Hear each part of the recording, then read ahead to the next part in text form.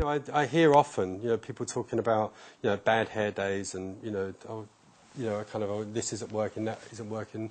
And I sort of started to realise that it's all about these 6 things. Now, they may seem very generalised, but it always is one of these 6 things or more of these 6 things that generally make things, come under the banner of a bad hair day. First and foremost, it's as simple as it may sound, get the right haircut. It's as simple as that. I mean, I hear lots, I see lots of people doing, all the right things with the styling and the products and the things, and it's on the wrong haircut. You're never going to get that kind of look on that, so that's in its simplest form, it's get the right haircut. Get it washed and use the right, cleansing and conditioning products. Again, as simple as that may sound, I would say that's probably the biggest form of people talking about bad hair days as any other thing. When people think that they've got clean hair, or they talk about, why doesn't it look like, like when the salon did it? It never feels that way. And people just don't wash their hair properly. I mean, most people really don't. I mean, maybe if you've got finer hair, it's a different story. Maybe they do, but an awful lot of people just don't wash it properly. They're either using the wrong products, they're either maybe not rinsing it properly, or tipping the head back in the bath and rinsing it that way, so it's kind of, it's not running fresh water, or not enough shampoo, so it's just not clean enough, so they're getting a half version all the time.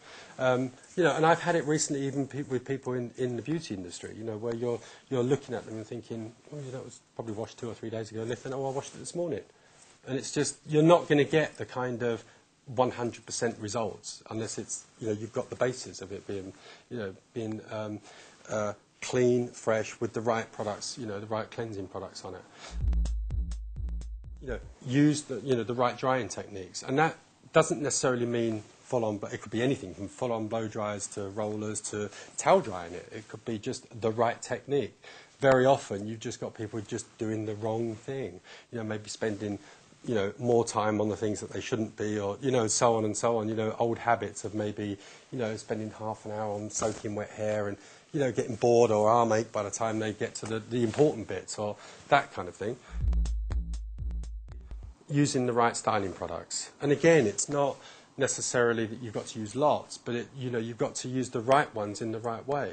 I see people using, I don't know, mousses and, but that are weighing hair down when they should be using, a volumizing spray to lift at the roots, or serums or serum-based products to help smooth hair down, when actually they're using serum on very fine hair. We're thinking that they've got frizzy hair, and actually it's just making it look flat and greasy looking. So you see that, they're the extremes again. A great finishing product. I've seen people get all of the, the right things, the right blow dryer, and actually what makes it look really special sometimes is that last minute thing of maybe, I have something called Creme de Luxe, which is probably one of my favourite products, and it just gives it that kind of editorial feel. It may just, make everything just work, and it just suddenly takes it from being an okay looking thing to something quite special. Lastly, just get the colour right. I've, lots of occasions, I see, because I tend to do probably about an average of 3 new clients every day, which I keep at sort of this end of the day. And quite often, you're dealing with everything, and, they don't know what they're having, I don't know what they're doing, so, we may be discussing things, and very often they'll end up down in the tinting room, and so they're doing that before I've even put a pair of scissors to them. And they come back, and very often, well, half my job's done, because it looks fantastic already. Do you know what I mean? It makes a huge difference, not only to the actual look of something, where you can enhance things, but also sometimes to the condition. You can make something look like it's in incredible condition. Whereas you wouldn't think that when you're adding chemicals to something. Especially if somebody's got grey hair and stuff like that, where they have no pigment in it, you're putting in an artificial pigment, albeit an artificial pigment, but it's a pigment. So suddenly you've got shiny hair that's reflective, and, all of those things. And I think I would say most of the biggest advancements, apart from products, styling products in hair, has been in colour. Now it's just wonderful what, the translucency that you get, and the vibrancy that you can get, and just the delicate stuff that you can do, which is just an attention to detail, just about picking up something.